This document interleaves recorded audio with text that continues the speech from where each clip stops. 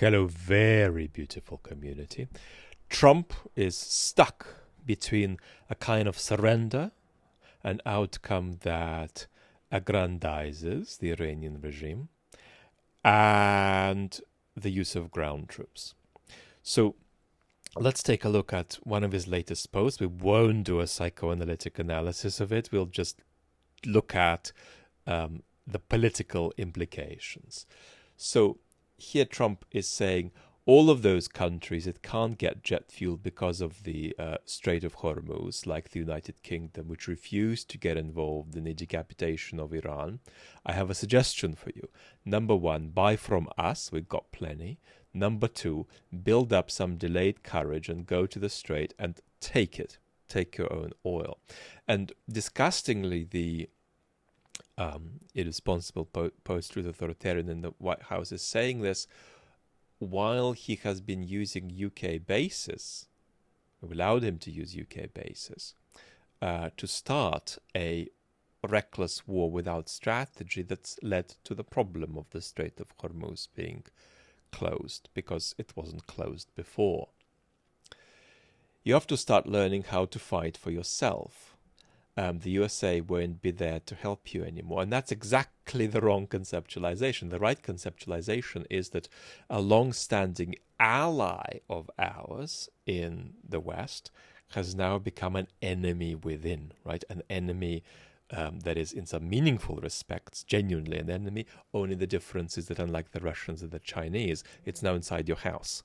And you can't just kick it out because you're dependent on it, but you're realizing it is no longer an ally. That's the topic of the next main channel video, because it's very important to begin reconceptualizing this for people in European corridors of power. The success rate for that reconceptualization so far is about 20%, I would say, to be caricatural about it. People are still not getting it.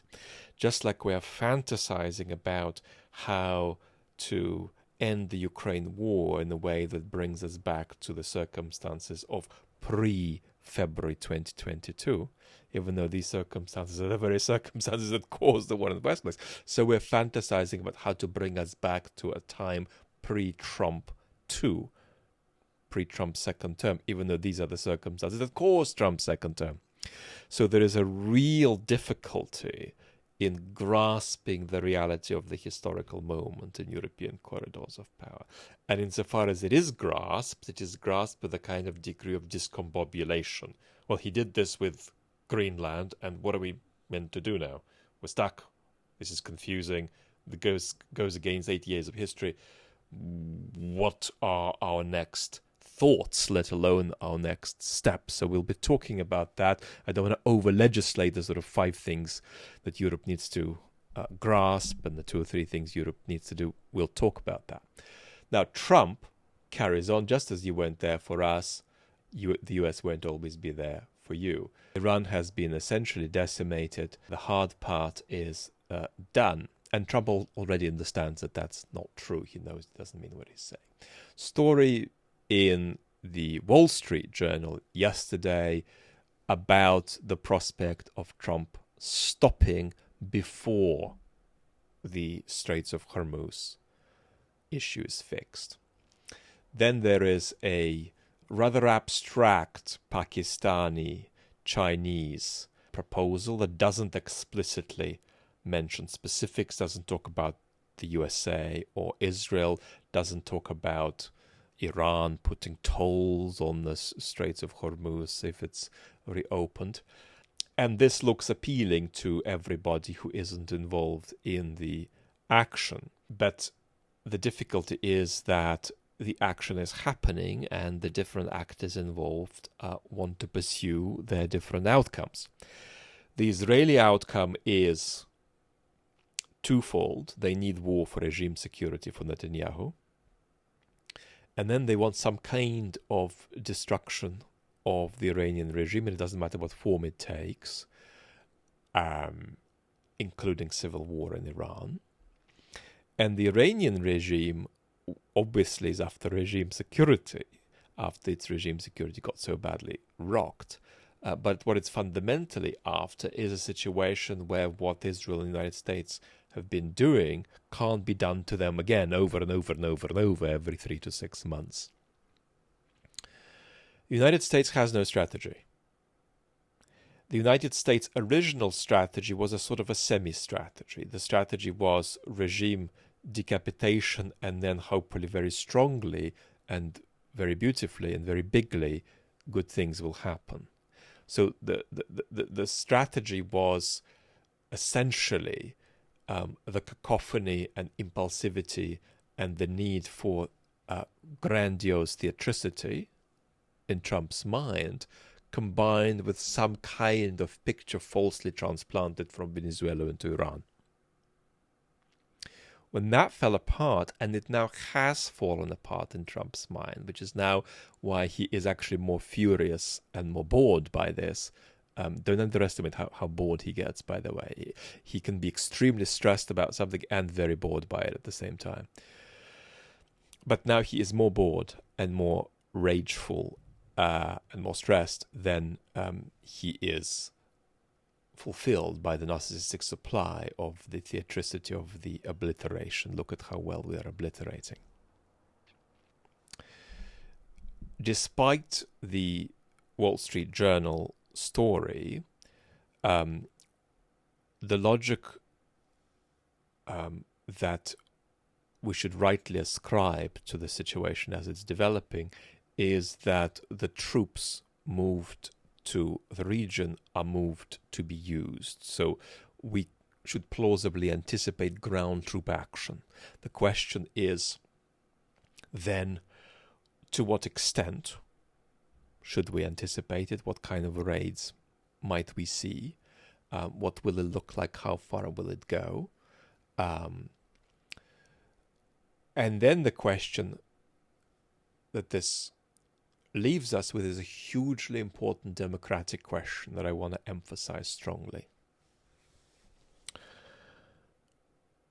Trump is oscillating now between a kind of surrender and the use of ground troops, and the use of ground troops were it to happen, and the expectation should be that it does,